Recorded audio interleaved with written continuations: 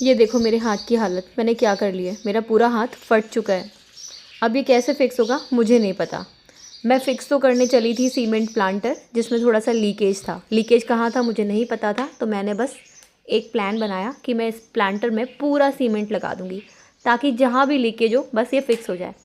Cement करने तो मैं बैठ गई, लेकिन मुझे ये याद नहीं रहा कि इस काम में मास्क भी पहनना चाहिए था। पूरा 4.5 किलो सीमेंट खाली करने के बाद अब बारी थी इसको मिक्स करने की। तो मैंने उसके लिए एक स्टिक ली है, जिसके सहारे मैं इसको मिक्स कर रही हूँ। लेकिन मिक्स करना कोई इतना आसान नहीं था। फिर भी काम तो करना ही है जब स्टार्ट किया है तो। फिर थोड़ी देर बाद मुझे रियलाइज़ हुआ इस स्टिक से कुछ नहीं होने वाला। इसको मैंने साफ़ करके रख दिया साइड में और पहन लिया एक ग्लव। लेकिन ये ग्लव भी टेम्परेरी ही था।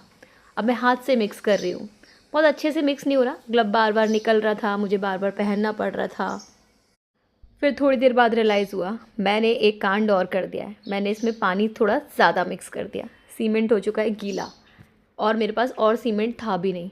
लेने जाने का मतलब था मैं हाथ धोऊँ, थोड़ा सा कपड़े चेंज करूँ, उसके बाद सीमेंट लेने जाऊँ।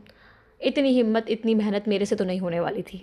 मैं ऑलरेडी 4.5 किलो सीमेंट लेकर आई थी जैसे तैसे करके, और ये ग्लव बार बार निकले जा रहा है, बार बार निकले जा रहा है। मैं आपको बता नहीं सकती मुझे कितनी परेशानी हो रही थी। फिर भी मैं काम कर रही थी क्योंकि मुझे ये काम फिनिश करना था। अब मैंने इस गीले सीमेंट को ही पूरे प्लांटर पे थोड़ा थोड़ा करके अप्लाई करना स्टार्ट कर दिया, क्योंकि कभी ना कभी तो इसको थोड़ा थोड़ा ड्राई होना ही था। तो मैंने कहा चलो करते हैं, कोई नहीं, ड्राई हो ही जाएगा। क्योंकि मुझे लीकेज का सोर्स नहीं पता था, तो मेरा मोटिव था कि प्लांट का एक भी हिस्सा सीमेंट से छूटना नहीं चाहिए। जैसे तैसे मैं इस गीले सीमेंट से जूझ रही थी, इतने में मेरा ग्लव फट गया। फिर मैंने सोचा ग्लव को जाने दो भाड़ में और काम बस करते रहो। और फिर क्या, ग्लव को साइड में रख के मैं लग गई सीमेंट को अपने हाथ से करने डायरेक्टली।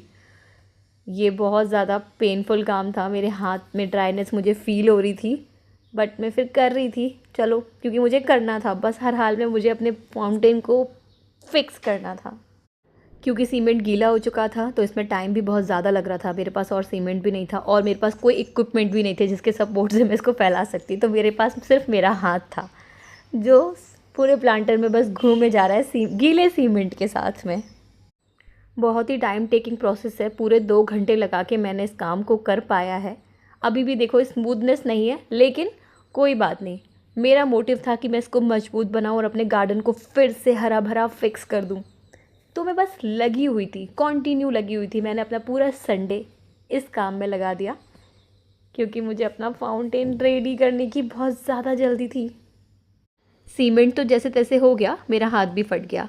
बस अब ये फिक्स हो जाना चाहिए, इतना रिवॉर्ड तो एटलीस्ट मैं डिज़र्व करती ही हूँ।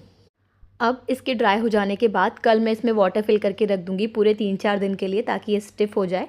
उसके बाद फाइनल फाउंटेन को असेंबल करने के बाद कैसा लुक आता है, ये मैं आपको बताऊँगी फाइनल पार्ट 3 में। Thank you.